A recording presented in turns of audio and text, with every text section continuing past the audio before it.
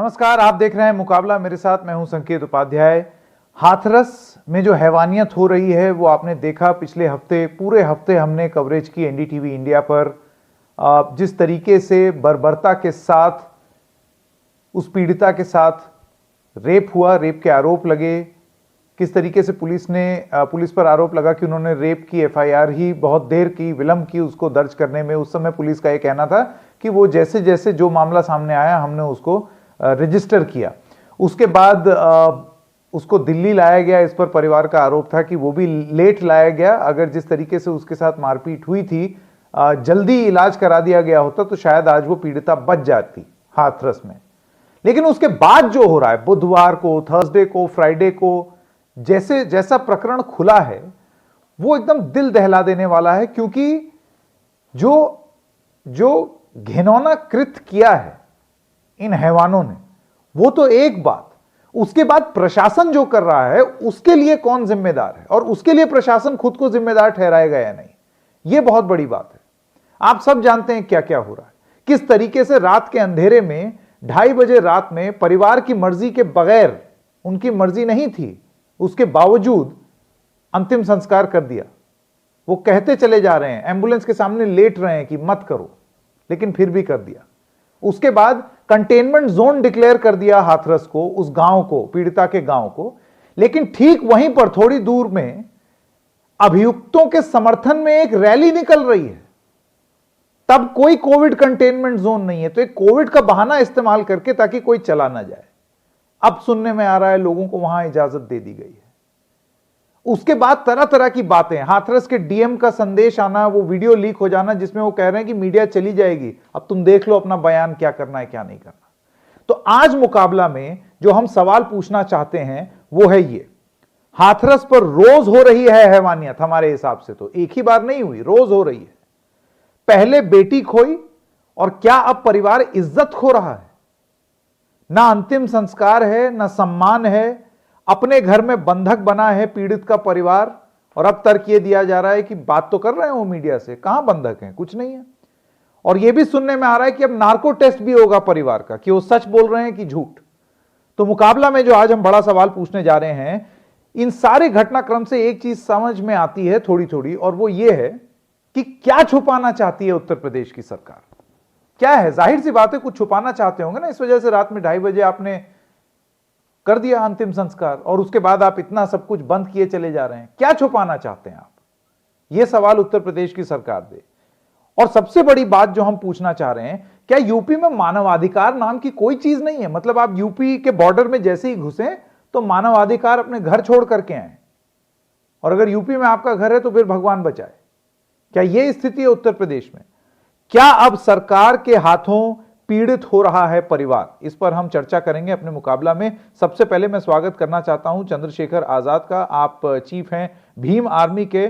चंद्रशेखर जी, आपका बहुत बहुत स्वागत। मेरा सबसे पहला प्रश्न आपसे ये है, आपको लगता है कि सरकार कुछ छुपाने की कोशिश कर रही है, प्रशासन कुछ छुपाने की कोशिश कर रहा है, और जो कष्ट झेले परिवार ने पीड़िता को खो देने के, वो बात अलग, और अब वो प्रताड़ित किए जा रहे हैं प्रशासन द्वारा? देखिए, छिपाने का तो प्रयास किया ही जा रहा है।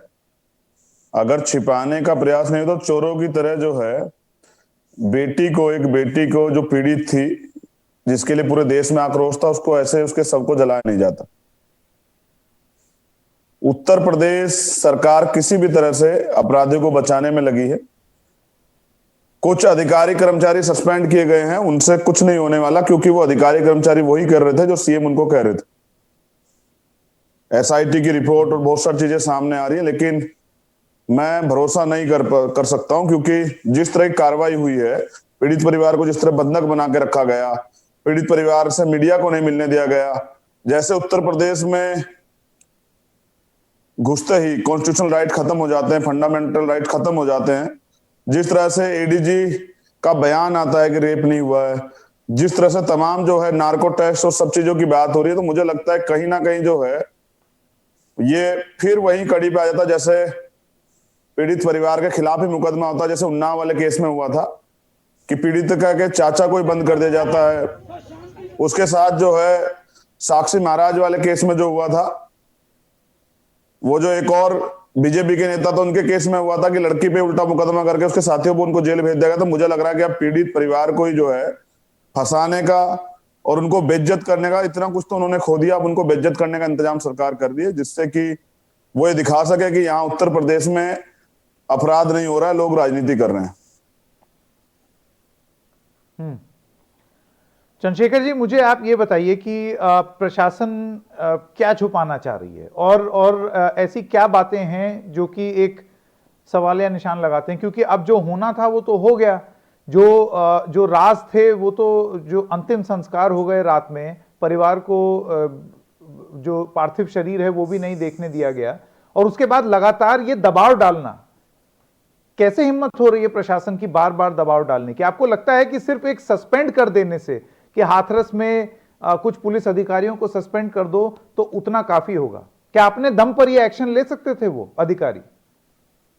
बिल्कुल नहीं। अधिकारी तो वही करेगा जो सरकार में बैठे मुख्यमंत्री उनसे करवाएंगे। देखिए, लोकतंत्र तो है, कॉन्स्टिट्यूशन तो है, लेकिन तानाशाही भी है, और तानाशाही का जीता जागता प्रमाण मैं आपको बताता हूं कि जो उत्तर प्रदेश में हो रहा है, कोई इस गांव में घुस नहीं सकता है, जबकि कहते हैं कि 144 लगी हुई है, जबकि वहीं पड़ोस में जो है आरोपियों के पक्ष में पंचायत हो जाती है। तो भेदभाव तो हो रहा है, और छिपाना ये चाहती है कि किसी तरह से न्याय की आवाज ये जो कैसा है, कोविड कंटेनमेंट जोन है कि कोविड मीडिया पर है, कोविड पर ये इस परिवार के ऊपर है, लेकिन जो अभियुक्तों के पक्ष में जो रैली हो रही है उसमें कोई कोविड नहीं है। अब ये जो नार्को टैक्स की मांग है, ये भी तो आरोपियों के समर्थकों की है, जो मुख्यमंत्री ने पूरी कर दी। पीड़ितों की मांग तो नहीं पूरी कर पा रहे हैं। सबसे बड़ा समझने का मामला ये है कि मुख्यमंत्री क्यों जो है इस पूरे घटनाक्रम को छिपाने पे लगे हुए, मीडिया से, जनता से। भीम आर्मी की टीम ने चुपचाप जाके पीड़ित परिवार से बात की, और वो मीडिया ने भी बताया कि क्या क्या जो है पीड़ित परिवार ने आरोप लगाए, किस तरह से उनको पीटा जा रहा है, दबाव बनाया जा रहा है, किस तरह से उनको धमकाया जा रहा है, बंधक बना दिया जा रहा है। ये कौन सा कानून है? हम सब लोग इसलिए न्याय के लिए लड़ रहे हैं क्योंकि सरकार अपनी जिम्मेदारी अदा नहीं कर रही है। पीड़ितों को न्याय देना सरकार की जिम्मेदारी है। एक मिनट जरा गौर करके देखिए, आज इस मामले में तो आवाज उठ रही है। अगर इस तरह से इतने आवाज उठने के बाद, पूरे विपक्ष से खड़े होने के बाद, मीडिया मजबूती से इस बात को रख रहा है, तब ये हालात हो रहे, तब तानाशाही तो आम दलितों के साथ, गरीबों के साथ, आम बच्चों के साथ, बहनों के साथ क्या होता होगा उत्तर प्रदेश में? क्या न्याय मिलता होगा उन्हें? बिल्कुल नहीं मिलता होगा। तानाशाही चल रही है, एक जाति का घमंड बना हुआ है कि मुख्यमंत्री हमारी जाति का, हमारा कुछ नहीं हो सकता है, और इन दलितों को हम देख लेंगे। ये एक बड़ा जो है जाति का घमंड जो है, ये उत्तर प्रदेश के दिमाग पर हावी हो गया है, एक जाति के लोगों के ऊपर, और वो अत्याचार कर रहे हैं। उनको लगता है सीएम उनको बचा लेंगे, और सीएम उनको बचा भी रहे हैं। ठीक है, क्या मानव अधिकार आरोप लगा रहे हैं चंद्रशेखर आजाद जी? आपका बहुत बहुत जी। मानवाधिकार कहां है उत्तर प्रदेश में? क्या वो उत्तर प्रदेश में पार करते ही मानवाधिकार खत्म हो जाते हैं? उत्तर प्रदेश में सिर्फ और सिर्फ जो है तानाशाही है, और उत्तर प्रदेश के इस तानाशाही के खिलाफ पूरे देश में आक्रोश है। ठीक है। और जिस तरह से दलित समाज में आक्रोश है, मैंने कल भी मांग की थी कि वो सफाई का काम बंद कर दें, क्योंकि हम इनकी गंदगी तो साफ कर रहे हैं, लेकिन मानसिक गंदगी जो सरकार के दिमाग में बैठी हुई है वो साफ नहीं हो रही है। सिर्फ डीएम, एसएसपी या किसी अधिकारी को सस्पेंड करने से काम नहीं चलेगा। जब तक योगी आदित्यनाथ वहां कुर्सी पे बैठे हुए हैं, पीड़ितों के लिए, पीड़ितों को न्याय नहीं होगा, बिल्कुल नहीं होगा। ऐसे मुख्यमंत्री को इस्तीफा देना चाहिए, प्रधानमंत्री चुप्पी तोड़े। ठीक है, ठीक है। चंद्रशेखर आजाद, हमसे जुड़ने के लिए धन्यवाद। एक छोटे से ब्रेक के लिए रुक रहे हैं। ब्रेक के बाद मुकाबला में हमारे साथ जुड़ेंगे राजवीर दिलेर। आप भारतीय जनता पार्टी के सांसद हैं हाथरस से, कुछ सवाल आपसे पूछेंगे। सुप्रिया श्रीनेट, राष्ट्रीय प्रवक्ता कांग्रेस पार्टी की भी हमारे साथ हैं। मनोज सिंह यादव, राष्ट्रीय प्रवक्ता समाजवादी पार्टी। गीता भट्ट, राजनीतिक विश्लेषक। और हमारे साथ दानिश अली, लोकसभा सांसद बहुजन समाज पार्टी के। एक छोटे से ब्रेक के लिए रुक रहे हैं, मुकाबला जारी रहेगा।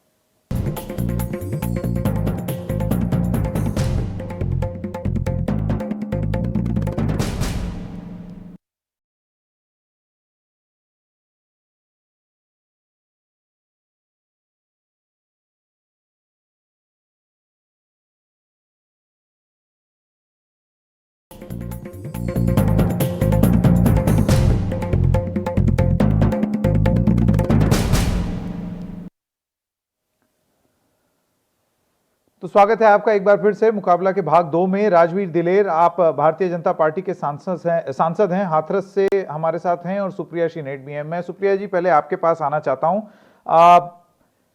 जिस तरीके से रोका गया, सुप्रिया के पास सबसे थोड़ी देर में जाएंगे। मनोज सिंह यादव प्रवक्ता हैं समाजवादी पार्टी के, और मैं आपसे ये जानना चाहता हूं कि जिस तरीके से वहां पर रोका गया, वहां जाने से क्या लगता है आपको? कुछ छुपाने की कोशिश, कुछ रोकने की कोशिश? क्योंकि अब इजाजत दे दी गई है, अब जब दबाव पड़ा तब इजाजत दे दी गई है, तो वो पलट के बोल सकते हैं कि हमारे पास कुछ छुपाने को है ही नहीं।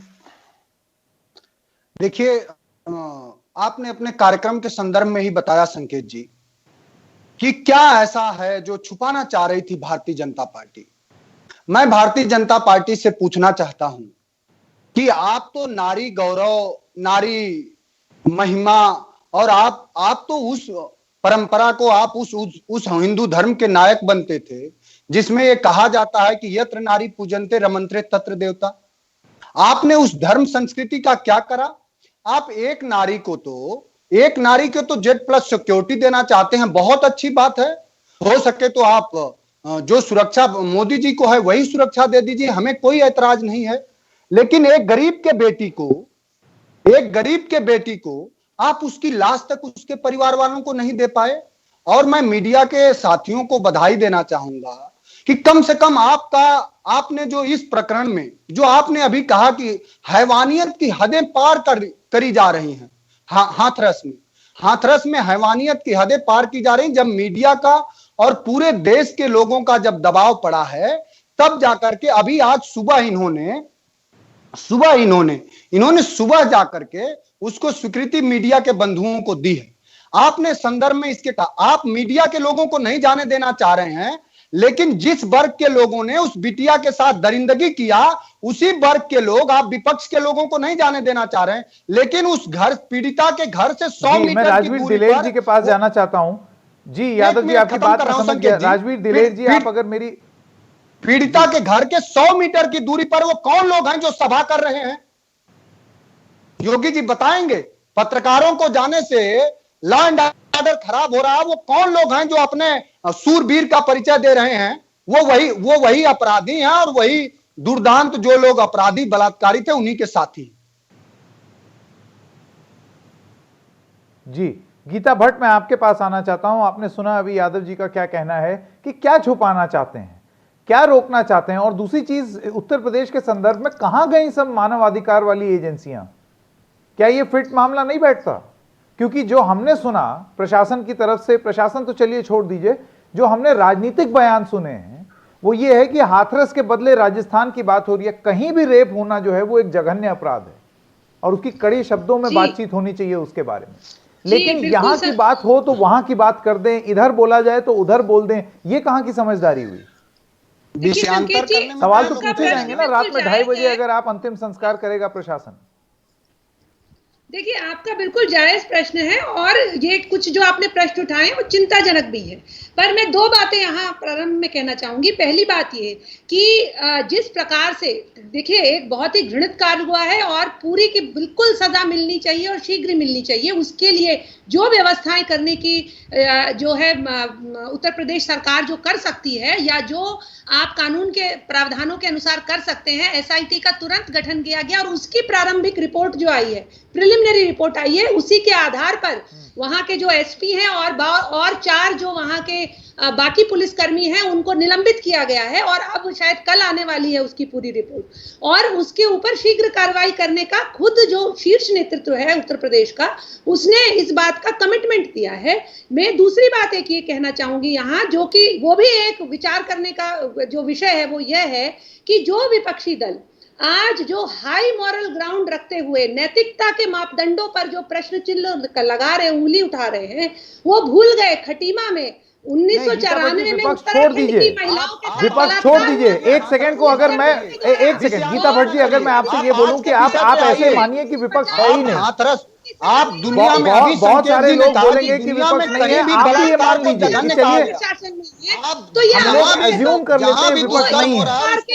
बड़ी सवाल से उठा बड़ी रहे हैं, सजा एक एक थोड़ा करके। सा लेकिन उसके माने थोड़ा ये वो कि है क्या कि इस उत्तर पे प्रदेश में ध्यान बलात्कार देने होता की रहेगा और प्रशासन में सरकार से क्या सहयोग कर रहे करती थे। रहेगी अपराधियों का। गायत्री प्रजापति एक को सेकंड, भूल गए यादव जी क्या? और दानिश अली जी, एक सेकंड, मैं एक सवाल पूछ लूं, मैं एक सवाल पूछ लूं। गीता भट्ट, फर्ज कीजिए विपक्ष नहीं है, अब मेरे आपसे कुछ सवाल हैं, आप मुझे ये बताइए, क्या रात में 2:30 बजे परिवार की मर्जी के विरुद्ध अंतिम संस्कार करना क्या ठीक कदम था? क्या छुपाना चाहती है सरकार? के ऊपर सवाल नहीं उठाए जाएंगे? उसके बाद डीएम का एक वीडियो आता है, कहता है मीडिया चली जाएगी, देख लो बयान अपना, यह कहां तक सही है? उसके बाद प्रशासन की तरफ से परिवार को दबाव, अब नार्को टेस्ट की बात, उसके बाद एडीजी या पुलिस का यह कहना कि न जीभ कटी न पीठ टूटी, और फिर यह कहना कि रेप ही नहीं हुआ, और फिर मीडिया वहां जा भी नहीं सकती, कंटेनमेंट जोन बना दिया, अब अलाउ किया है। वहीं बगल में अभियुक्तों के लिए रैली निकल रही है, उसकी इजाजत है। ये सारे सवाल मैं कह रहा हूं विपक्ष हटा भी दीजिए, इस सवाल का तो जवाब दे दीजिए। आदित्यनाथ जी हैं। जी देखिए, आप बिल्कुल जो प्रशासन की तरफ से जो कमियां रही उनके ऊपर प्रश्न बिल्कुल उठना चाहिए, इसमें तो कोई दो राय नहीं है। और इसी के ऊपर जो एसआईटी की रिपोर्ट आएगी उसमें जो जिस प्रकार से वो उनका, क्योंकि उसमें दल जो है शेड्यूल कास्ट रिप्रेजेंटेशन भी है, महिला रिप्रेजेंटेशन भी है, एसआईटी की जो कमेटी बिठाई गई है, और उसकी जो रिपोर्ट आएगी उसके हिसाब से कार्यवाही करने का पूरा आश्वासन वहां के शीर्ष नेतृत्व ने दिया है। तो इस बात को अगर उसके आप उसका थोड़ा, मैं ये कहना चाह रही हूँ, जो गलती हुई है, जो जिसने गलती करी उसे सजा जरूर मिलनी चाहिए। लेकिन एक बात मैं और बताना चाहूंगी आपको संकेत जी, 2015 में फरीदाबाद में 2 दलित बच्चों की जल के मौत हो गई थी।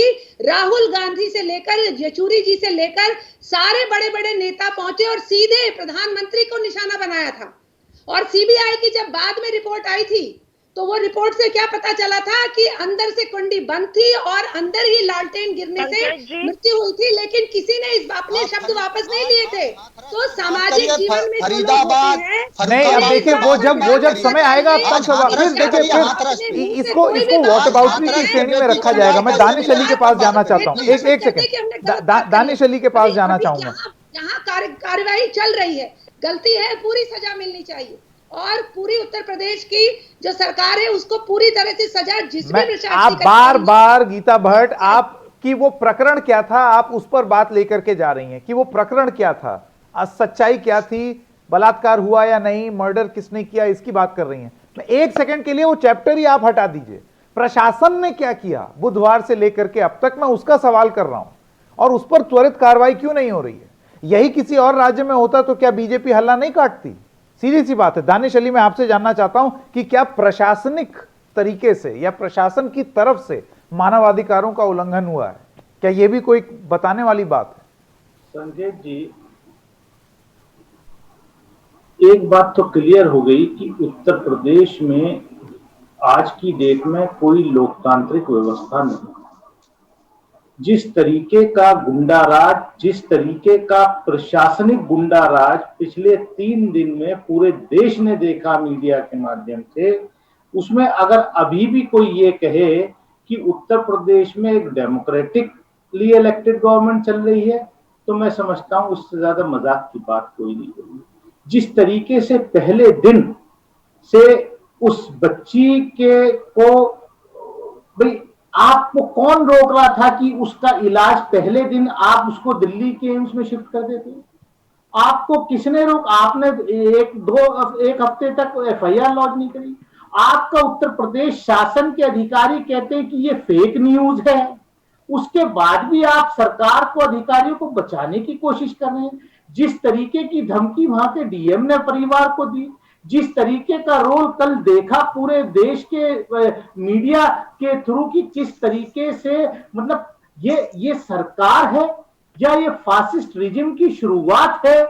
मैं इसमें मतलब अल्फाजों को मिलाना नहीं चाहता। जिस तरीके से एक जॉइंट मजिस्ट्रेट, एक और सवाल देखिए, मैं और इस चीज में आज अगर हम सकुचाएंगे तो फिर आगे पता नहीं क्या जवाब दे पाएंगे। दानिश साहब, मैं आपसे ये जानना चाहता हूं, वहीं पर कल अभियुक्तों के लिए एक रैली हो गई, जिस जगह को कंटेनमेंट जोन बताया जा रहा था कि वहां लोग एकत्रित ना हो, वहां अभियुक्तों के लिए, अक्यूज के लिए, उनके पक्ष में रैली हो गई, वो अलाउड है?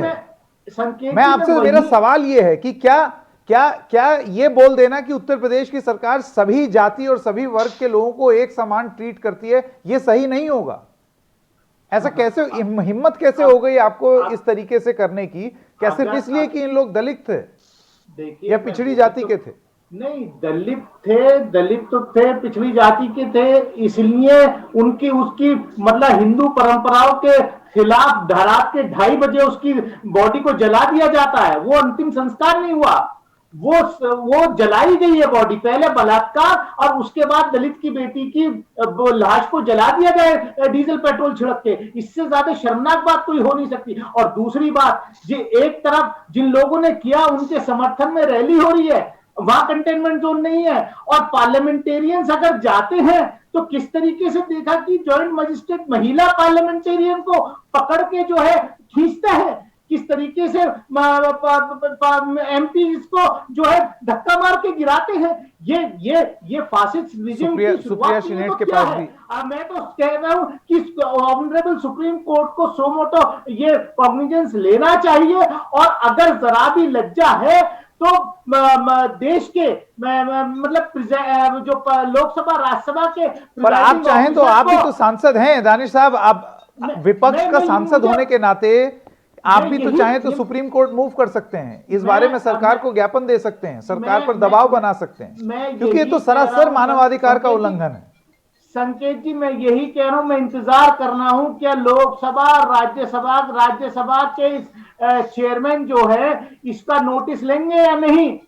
ये देखिए, ये लोकतंत्र खत्म हो गया कल, जब ये मेंबर पार्लियामेंट को इस तरीके से धक्का दे के लात मार के गिराया गया, वो किसी भी पार्टी के हो, अगर वो भाजपा के भी एमपी के साथ ऐसा होता है। चाहता हूं दानिश साहब, बहुत ही जरूरी बात बोल रहे हैं दानिश अली साहब। सुप्रिया शिनेट, मानवाधिकार का उल्लंघन हुआ है उत्तर प्रदेश में, ये कोई चर्चा या बहस का विषय है ही नहीं, हुआ है, लेकिन उसका संज्ञान कौन ले रहा है? सुप्रिया,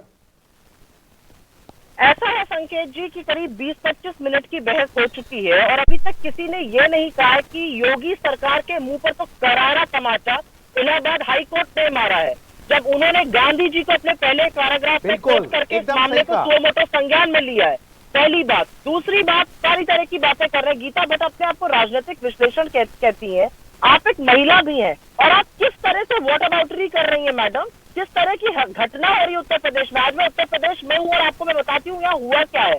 एक लड़की का रेप होता है, 8 दिन तक उस पर FIR नहीं होती है, उसकी बुरी हालत है, उसको एम्स नहीं लाया जाता है, उसकी बुरी हालत है, 15 दिन तक मुख्यमंत्री के मुंह से एक शब्द नहीं फूटता है, उसकी बुरी हालत है।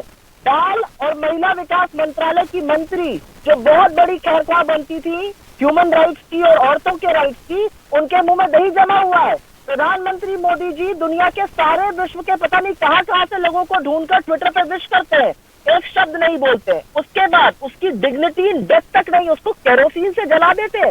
और ADG, आपने SP को निलंबित किया है, ADG लॉ एंड ऑर्डर का क्या होगा?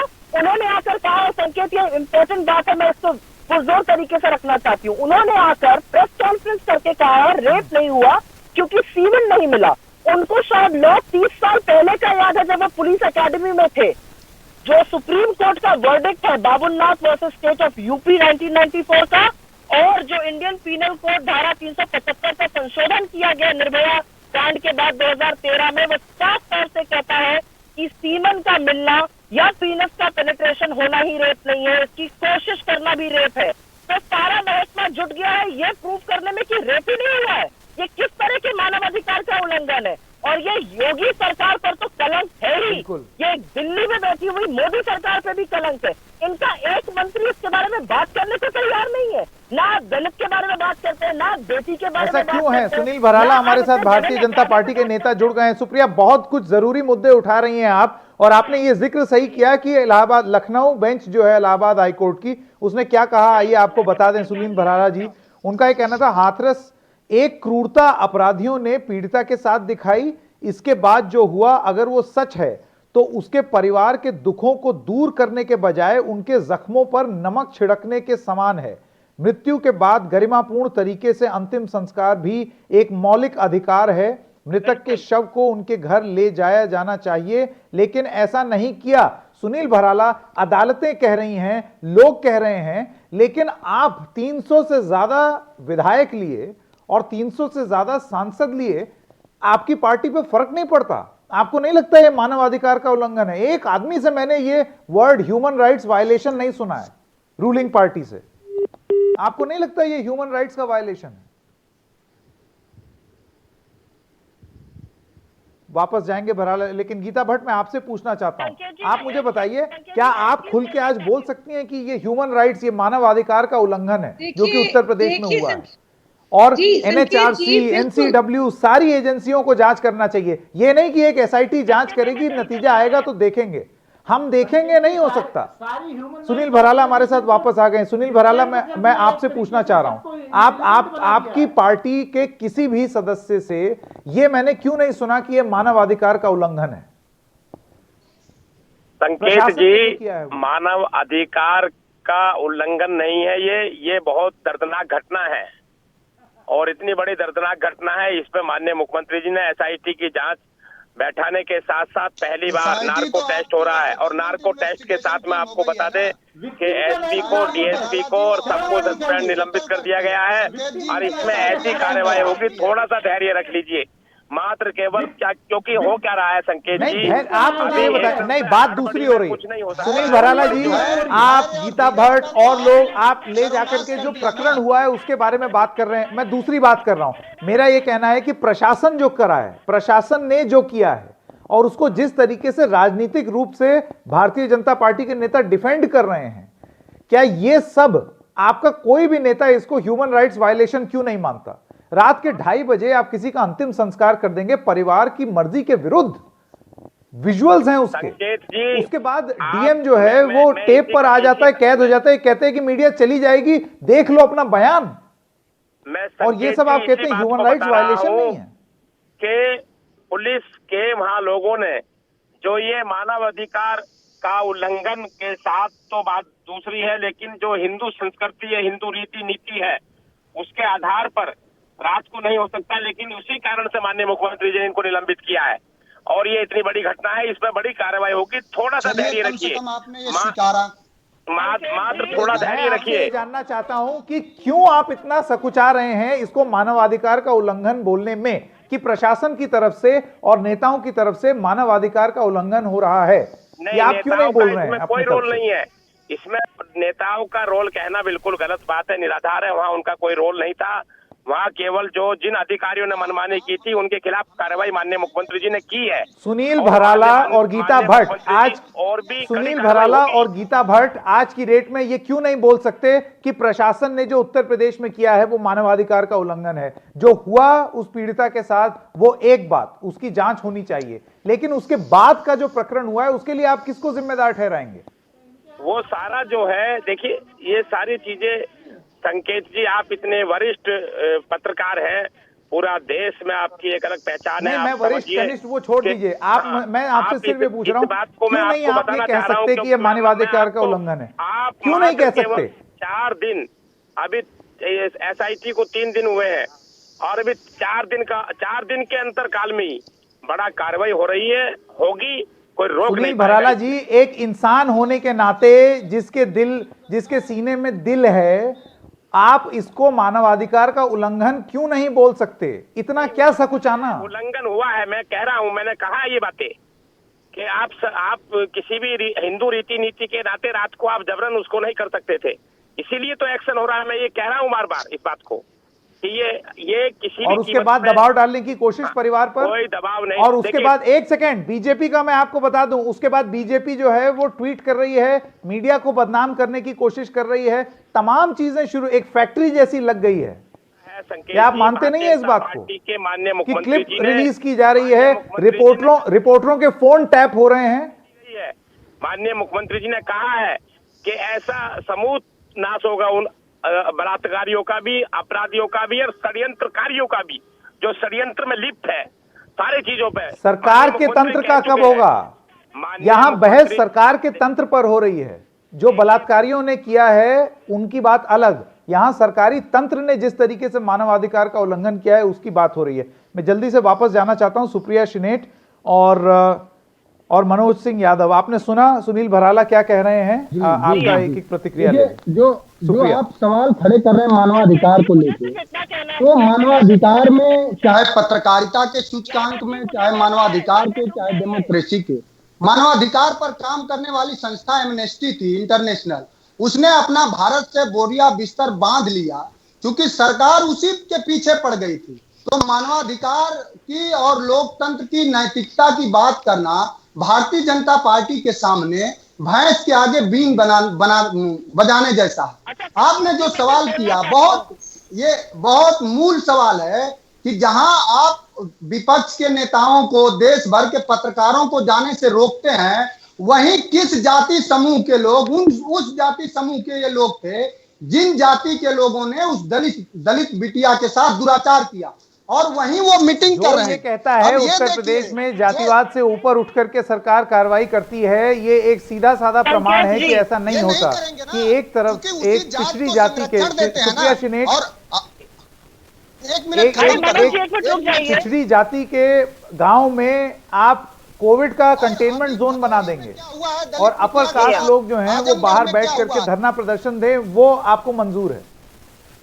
सुप्रिया, मुझे ये कहना है संकेत जी कि 4 दिन से पूरी भाजपा की ट्रोल आर्मी सोशल मीडिया पर, इनके प्रवक्ता जो बिल्कुल असंवेदनशील और बेशर्मी की बातें टीवी चैनलों पर आकर कर रहे हैं, सेंटेंस में 10-10 बार माननीय मुख्यमंत्री जी की बात कर रहे हैं। कोई इनसे ये पूछे कि माननीय मुख्यमंत्री जी 15 दिन तक चुप क्यों थे, और कोई इनसे ये पूछे कि एक परिवार के साथ क्राइम हुआ वो अपनी जगह है, क्रिमिनल नेग्लिजेंस का टीकरा ये किसके सर फोड़ेंगे?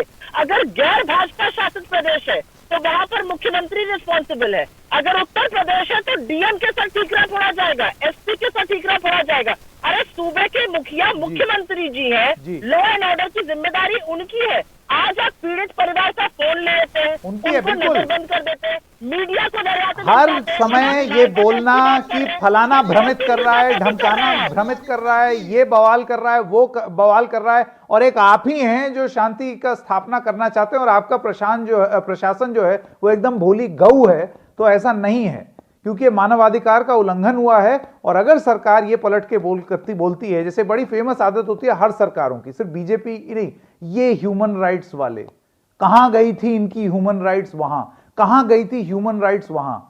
अब ह्यूमन राइट्स वाले शोर मचाएंगे, क्योंकि ह्यूमन राइट्स जो है वो बेसिक है। मानवाधिकार का उल्लंघन हुआ है और हर आदमी को मानना पड़ेगा, क्योंकि अगर प्रशासन के लोगों ने नहीं माना तो फिर ऐसा भी हो सकता है कि अगला नंबर उनका हो जाए और फिर उन्हीं के लोग खड़े होकर के बोलेंगे कि कहां गए थे ये ह्यूमन राइट्स वाले। एक छोटे से ब्रेक के लिए रुक रहे हैं, मुकाबला जारी रहेगा।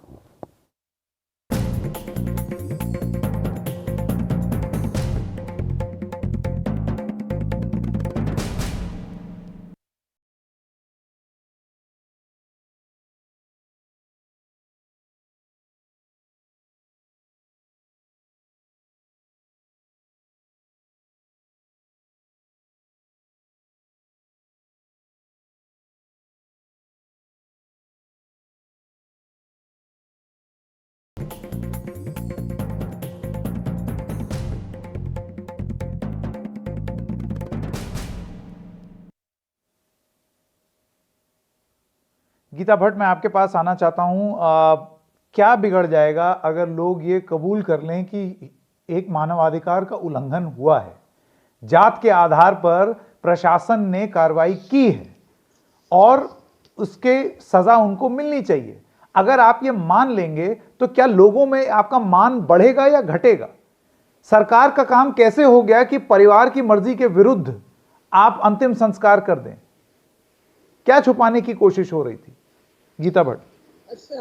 संकेत जी, देखिए जितने भी आपने प्रश्न किए हैं बिल्कुल उनमें जो उसकी एक जायज कार्रवाई होनी चाहिए, इसमें किसी ने मना नहीं किया और प्रश्न पूछे जाने चाहिए। और मैंने पहले भी जो कहा कि एक सिर्फ प्रारंभिक रिपोर्ट में एसआईटी ने जो कहा तुरंत कार्रवाई करके निलंबित किया गया है जिन अधिकारियों ने जो गलती करी है, और जिन गलतियों के कारण मानव अधिकारों का जो हनन हुआ है उसकी सजा उनको मिलनी चाहिए।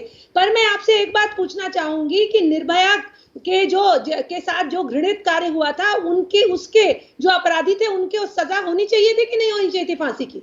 आप बताइए। अभी समाजवादी के प्रवक्ता जो थे वो यहाँ एमनेस्टी इंटरनेशनल, वो संस्था जिसने कहा कि उनको सजा देना उन अपराधियों को ब्लैक स्टेन है, काला धब्बा है भारत के मानवाधिकारों पर, और उसके लिए कांग्रेस और समाजवादी पार्टी के प्रवक्ता उसके साथ खड़े हैं, ऐसे संगठन के साथ। तो उनके जो दोहरे मापदंड हैं, विषय ये है कि आप राजनीति कर रहे हैं इतनी दुखद घटना आप पर। वो मापदंड छोड़ दीजिए ना एक सेकंड के लिए, मैं यही तो बोल रहा हूं गीता भट्ट जी, अपनी लकीर लंबी कीजिए, दूसरे की छोटी करके नहीं।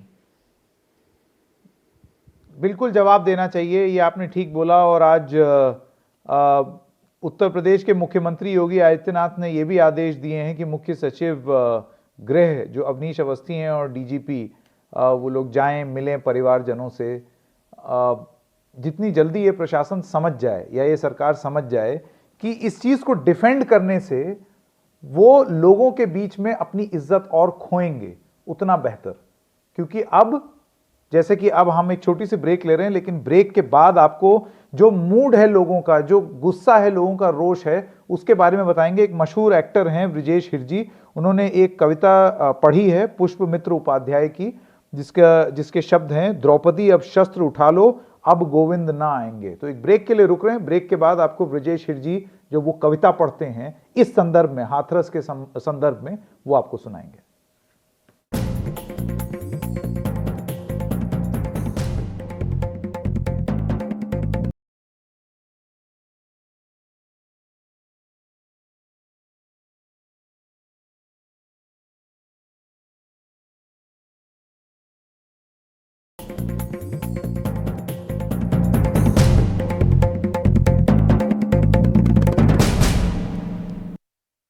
छोड़ो मेहंदी खड़क संभालो, खुद ही अपना चीर बचा लो, धुत बिछाए बैठ शकुनी, मस्तक सब बिक जाएंगे, सुनो द्रौपदी शस्त्र उठा लो, अब गोविंद ना आएंगे।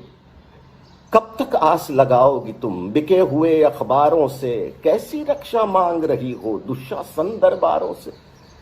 स्वयं जो दुशासन, स्वयं जो लज्जाहीन पड़े हैं, वे क्या लाज बचाएंगे। सुनो द्रौपदी शस्त्र उठा लो, अब गोविंद ना आएंगे।